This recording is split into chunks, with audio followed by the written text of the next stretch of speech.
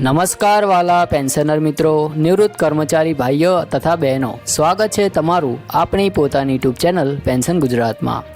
તો મિત્રો, આજે આપણે વાત કરવા જઈ રહ્યા છીએ એવા અગત્યના સમાચારની જે સીધા કરોડો સરકારી કર્મચારીઓ અને પેન્શનરોના જીવનને અસર કરે છે। દિવાળીના આ પાવન પ્રસંગે કેન્દ્ર સરકારે 5 મોટા નિર્ણયો લીધા છે, જેનાથી દેશભરના કર્મચારીઓ અને પેન્શનરો બંનેને આર્થિક અને નીતિગત રીતે મોટો ફાયદો અને લાભ મળવાનો છે। આ બધા નિર્ણયો કર્મચારીઓના વિશ્વાસને મજબૂત બનાવશે, વધતી મોંઘવારી સામે રાહત આપશે અને આરોગ્ય તેમજ નિવૃત્તિ જીવનને વધુ સુખદ બનાવશે। તો ચાલો મિત્રો, એક પછી એક કરીને આ 5 મોટા લાભોની વિગતવાર ચર્ચા કરી લઈએ। પરંતુ મિત્રો, આ તમામ ચર્ચા કર્યા પહેલાં જો તમે અમારી ચેનલ પર નવા હોય તો આ ચેનલને જરૂરથી સબસ્ક્રાઈબ કરી લેજો, કારણ કે આ ચેનલ પર અમે દરરોજ પેન્શનર અને સરકારી કર્મચારીઓને લગતી તમામ માહિતી લાવતા રહીએ છીએ। તો મિત્રો, પ્રથમ લાભની વાત કરીએ તો એ છે મોંઘવારી ભથ્થા અને મોંઘવારી રાહતમાં વધારા વિશે। કેન્દ્ર સરકારે તાજેતરમાં જ મોંઘવારી ભથ્થા એટલે કે ડીએ અને મોંઘવારી રાહત એટલે કે ડીઆરમાં 3% વધારો કરવાની જાહેરાત કરી છે। આ વધારો જુલાઈ 2025થી અમલમાં મૂકવામાં આવ્યો છે અને તેનો લાભ 4.9 મિલિયન કેન્દ્ર સરકારના કર્મચારીઓ અને 6.8 મિલિયન પેન્શનરોને મળવાપાત્ર રહેશે। આ વધારાથી હવે કુલ ડીએ 55% પરથી વધીને 58% થઈ ગયો છે। આ નિર્ણય મોંઘવારીના સતત વધતા દરને ધ્યાનમાં રાખીને લેવામાં આવ્યો છે, જેથી કર્મચારીઓ અને નિવૃત્ત વ્યક્તિઓના જીવન પર ફૂગવવાનો બોજ ઓછો થશે।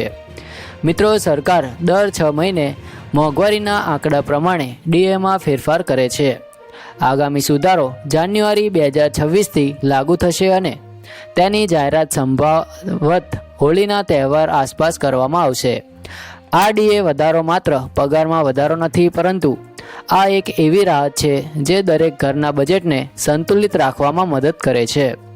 પેન્શનરો માટે આ વધારો વિશેષ મહત્વનો છે, કારણ કે જીવન જરૂરિયાતોની કિંમતો સતત વધી રહી છે અને ડીએ વધારાથી પેન્શનની ખરીદ શક્તિ જળવાઈ રહી છે। મિત્રો, હવે આપણે બીજા લાભની વાત કરીએ તો એ છે CGHS દરોમાં મોટો સુધારો, 15 વર્ષમાં સૌથી મોટો ફેરફાર। મિત્રો, બીજો મોટો નિર્ણય CGHS એટલે કે કેન્દ્ર સરકાર આરોગ્ય યોજના સંબંધિત છે। સરકારે આ યોજના હેઠળની વિવિધ તબીબી પ્રક્રિયા અને સારવારના પેકેજ દરોમાં 15 વર્ષ પછી પહેલીવાર મોટો સુધારો કર્યો છે। આ નવા દરો 13 ઓક્ટોબર 2025થી અમલમાં આવ્યા છે અને અંદાજે 4.6 મિલિયનથી વધુ કર્મચારીઓ અને પેન્શનરોને તેનો સીધો લાભ થવાનો છે।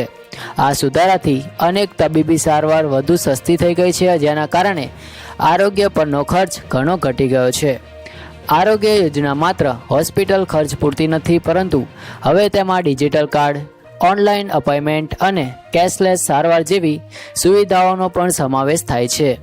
સરકારનો ઉદ્દેશ્ય છે કે દરેક કર્મચારી અને પેન્શનર સહેલાઈથી ગુણવત્તાસભર આરોગ્ય સેવાઓ મેળવી શકે। આ સુધારાથી ખાસ કરીને વરિષ્ઠ નાગરિકોને મોટો ફાયદો થવાનો છે, જેમણે વારંવાર હોસ્પિટલ જવું પડે છે। ખર્ચમાં ઘટાડો અને સુવિધામાં વધારો, આ બંને બાબતો મળીને સરકારની આ યોજના વધુ અસરકારક બનાવી છે। મિત્રો, હવે આપણે ત્રીજા મહત્વના લાભ વિશે વાત કરીએ તો એ છે બોનસની જાહેરાત, તહેવારો પહેલાં આર્થિક રાહત। તો મિત્રો, હવે વાત કરીએ ત્રીજા લાભની એટલે કે બોનસની જાહેરાતની। તો કેન્દ્ર સરકારે ગ્રુપ સી અને નોન ગેજેટેડ ગ્રુપ બીના કર્મચારીઓ માટે 30 દિવસના પગારની સમકક્ષ એડહોક બોનસ જાહેર કર્યું છે। આ બોનસ વર્ષ 2024 અને 2025 માટે લાગુ પડશે અને તેની રકમ 6,908 રૂપિયા નક્કી કરવામાં આવી છે।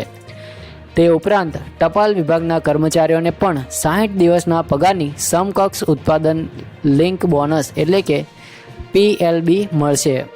આ લાભ ગ્રામીણ ડાક સેવકો, મલ્ટીટાસ્કિંગ સ્ટાફ એટલે કે MTS અને નોન ગેજેટર ગ્રુપ બીના કર્મચારીઓ અને કેઝ્યુઅલ મજૂરો સુધી પહોંચશે। દિવાળીના આ તહેવાર પહેલાં બોનસ જાહેર થવાથી કર્મચારીઓમાં ખુશીનો માહોલ જોવા મળી રહ્યો છે। સરકારના આ પગલાંથી કર્મચારીઓમાં ઉત્સાહ વધે છે અને ઉત્પાદન ક્ષમતામાં પણ ખૂબ જ વધારો અને સુધારો થાય છે। બોનસ માત્ર નાણાકીય સહાય નથી, પરંતુ તે કર્મચારીઓના મહેનત અને પ્રતિબદ્ધતાની માન્યતા તરીકે પણ જોવામાં આવે છે। મિત્રો, ચોથા મોટા લાભની વાત કરીએ તો એ છે યુનિફાઈડ પેન્શન સ્કીમ એટલે કે યુપીએસમાં સુધારા અને સમય મર્યાદા લંબાવવી. તો ચોથો મોટો લાભ યુપીએસ એટલે કે યુનિફાઈડ પેન્શન સ્કીમ સાથે જોડાયેલો છે. સરકારે નેશનલ પેન્શન સ્કીમ એટલે કે એનપીએસ સંબંધિત ઘણી જરૂરિયાતોમાં છૂટછાટ આપી છે, જેથી નવા કર્મચારીઓને વધુ સારી રીતે નિવૃત્તિ સુરક્ષા મળી શકે. યુપીએસ હેઠળ કર્મચારીઓને હવે ગ્રેજ્યુટી, ફેમિલી પેન્શન અને રિટાયરમેન્ટ બેનિફિટમાં વધારે લાભ મળશે. આ યોજના હેઠળના નિયમો એનપીએસ કરતાં વધુ અનુકૂળ બનાવવામાં આવ્યા છે.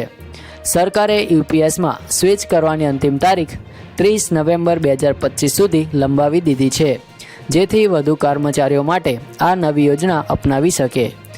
આ પહેલ એપ્રિલ 2025માં લોન્ચ થઈ હતી અને ત્યારથી 2 વખત સમય મર્યાદા લંબાવવામાં આવી છે, જે દર્શાવે છે કે સરકાર ઈચ્છે છે કે વધુમાં વધુ કર્મચારીઓ આ સુરક્ષિત યોજના હેઠળ આવરી લેવામાં આવે.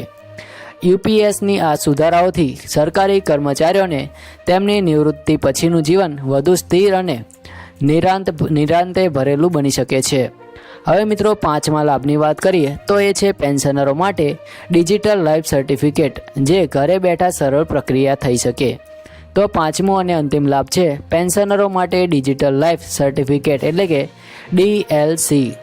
પહેલાં પેન્શનરોને દર વર્ષે બેંકમાં જઈને લાઈફ સર્ટિફિકેટ સબમિટ કરવું પડતું હતું, પણ હવે સરકારે આ પ્રક્રિયાને સંપૂર્ણ ડિજિટલ બનાવી દીધી છે. પેન્શનરો હવે પોતાના મોબાઈલ ફોન અથવા તો ફેસ ઓથેન્ટિફિકેશન એપ દ્વારા ઘરે બેઠા જ આ સર્ટિફિકેટ સબમિટ કરી શકે છે. આ પદ્ધતિથી વરિષ્ઠ નાગરિકોને બેંકમાં જવાની મુશ્કેલીથી મુક્તિ મળશે અને સમયની બચત પણ થશે. આ નવી વ્યવસ્થા પારદર્શકતા અને ટેકનોલોજીના ઉપયોગનું ઉત્તમ ઉદાહરણ ગણી શકાય છે. ડિજિટલ લાઈફ સર્ટિફિકેટને કારણે હવે ઘણા પેન્શનરોને દર વર્ષે માત્ર એક ક્લિકમાં તેમની પેન્શન ચાલુ રાખવા માટે જરૂરી પ્રક્રિયા પૂરી કરી શકાય છે.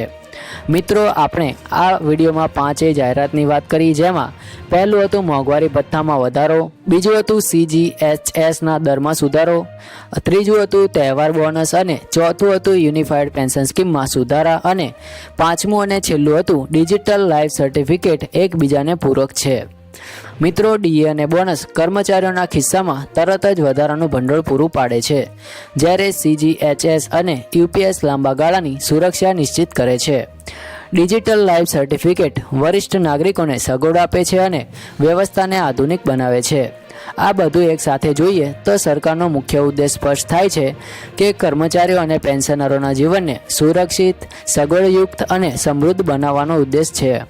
હજુ 8મા પગાર પંચની જાહેરાતની રાહ જોવાઈ રહી છે, પરંતુ હાલના આ 5 નિર્ણયો તહેવારો પહેલાં કર્મચારીઓ અને પેન્શનરો માટે આશાની કિરણ લઈને આવ્યા છે.